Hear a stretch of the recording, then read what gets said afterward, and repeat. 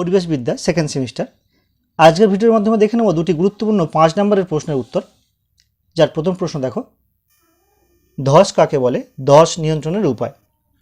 পাহাড়ের ঢাল বরাবর মাধ্যাকর্ষণ টানে পাথরের চাঁই, শিলাচূর্ণ, মাটি এবং অন্যান্য আলগা পদার্থের হঠাৎ নেমে আসা বা খসে পড়ার ঘটনাকে ধস বলে। সাধারণত বর্ষাকালে পাহাড়ে ধস নামে, তবে ভূমিকম্প হলে বা আগ্নেয়গিরি থেকে অগ্ন্যুৎপাতের ফলে ধস নামতে পারে। ধস নিয়ন্ত্রণ করার বিভিন্ন উপায়।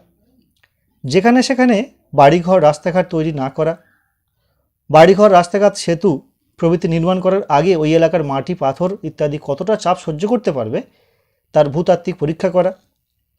পাহাড়ের ঢালে যেখানে সেখানে ময়লা আবর্জনা ফেলা বন্ধ করা দরকার। জমির সঠিক ব্যবহারের জন্য পরিকল্পনা করা প্রয়োজন। একে জমির ব্যবহার সংক্রান্ত পরিকল্পনা বা ল্যান্ড ইউজ প্ল্যানিং বলে। এবং যেখানে সেখানে মাটির চাপ নেওয়ার ক্ষমতা সেই মতো কোথাও বনভূমি, কোথাও জনবসতি, কোথাও রাস্তাঘাট বা কোথাও চা বাগান বা অন্যান্য বাগিচা পরিকল্পনা মাফিক গড়ে তোলা দরকার। ধস নামলে লোকজনের প্রাণ রক্ষা করার জন্য নিরাপদ আশ্রয় গড়ে তোলা প্রয়োজন।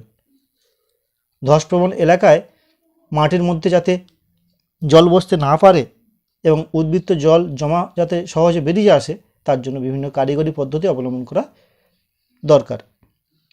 পাহাড়ের দুর্বল ঢাল যাতে ধসে না যায় সেজন্য বৈজ্ঞানিক পদ্ধতি অনুসরণ করে পাঁচিল গেঁথে দেওয়ার দরকার। এই পাঁচিলগুলি কংক্রিটের হতে পারে বা পাথরের চাঁই পরের পর সাজিয়ে জাল দিয়ে মুড়ে দেওয়া যেতে পারে। পাহাড়ি ঢাল নতুন করে গাছ লাগানোর দরকার এবং বেআইনি গাছ কাটা বন্ধ করা প্রয়োজন।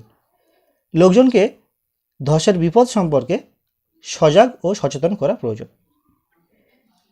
দেখে নাও ভারতের কয়েকটি ধসপ্রবণ এলাকা, যেমন দেখো হিমালয়, খাসিয়া, জয়ন্তিয়া পাহাড়, পশ্চিমঘাট পর্বতের বিভিন্ন অংশ ধসপ্রবণ। তবে এদের মধ্যে উল্লেখযোগ্য হল দার্জিলিং, কার্শিয়াং, গ্যাংটক, শিলং, অরুণাচলের পাহাড়, উত্তরকাশী, নৈনিতাল প্রভৃতি। তো এই গেল একটি প্রশ্নের উত্তর। দেখে নাও আরেকটি প্রশ্নের উত্তর। দেখে নাও, খরা কাকে বলে এবং পরিবেশের উপর খরার প্রভাব। খরা একটি প্রাকৃতিক দুর্যোগ। স্বাভাবিকের চেয়ে অনেক কম বৃষ্টি হলে বা বহুদিন ধরে বৃষ্টি না হলে যে অস্বাভাবিক শুষ্ক অবস্থার সৃষ্টি হয় তাকে বলা হচ্ছে খরা। উদ্ভিদ, প্রাণী ও মানুষের সুস্থ স্বাভাবিকভাবে বেঁচে থাকার জন্য পারস্পরিক অবস্থাকে পরিবেশ বলে। খরার প্রভাবে এই পরিবেশের যে অঙ্গগুলি রয়েছে সবার ক্ষেত্রেই কিন্তু প্রভাব পড়ে। তাই সামগ্রিকভাবে পরিবেশের প্রভাব খরার প্রভাব মানে মানুষের উপর, জীবজন্তুর উপর, গাছপালার উপর প্রভাবকেই বোঝায়। তোমরা প্রথমে দেখে নেব গাছপালার উপর এই খরার প্রভাব। জলের অভাবে গাছপালা শুকিয়ে যায় এবং পাতা ঝরে যায়, ফলে সালোক সংশ্লেষ বিঘ্নিত হয়, অঙ্কুরোদ্গমের হার কমে যায়। জীবজন্তুর উপর প্রভাব। খরার প্রকোপে পানীয় জলের তীব্র সংকট দেখা দেয়। জলের অভাবে অসংখ্য জীবজন্তু মারা যায়। বিগত কয়েক বছর ধরে ইথিওপিয়া, কেনিয়া, সুদান প্রভৃতি আফ্রিকার দেশগুলিতে খরার কবলে কত যে জেব্রা, হাতি, সিংহ, গবাদি পশু তাদের প্রাণ হারিয়েছে তার ঠিক ঠিকানা নেই। খরার কবলে বিস্তীর্ণ এলাকা গাছপালা শুকিয়ে নষ্ট হয়ে যায়, ফলে তৃণভোজী প্রাণীদের মধ্যে দারুণ খাদ্যের অভাব দেখা দেয়। এই কারণে প্রচুর জীবজন্তু মারা যায়। এবার দেখে নেব মানুষের উপর খরার প্রভাব। খাল, বিল, পুকুর শুকিয়ে যায়, ফলে পানীয় জলের তীব্র সংকট দেখা দেয়। ভৌম জলস্তর নেমে যায়, জলসেচ ব্যবস্থা প্রায় বিপর্যয় হয়ে পড়ে, ফলে চাষবাসে বিঘ্ন ঘটে। দুর্ভিক্ষ দেখা দেয়। পুষ্টিহীনতার কারণে অসংখ্য শিশু, বৃদ্ধা প্রাণ হারায়।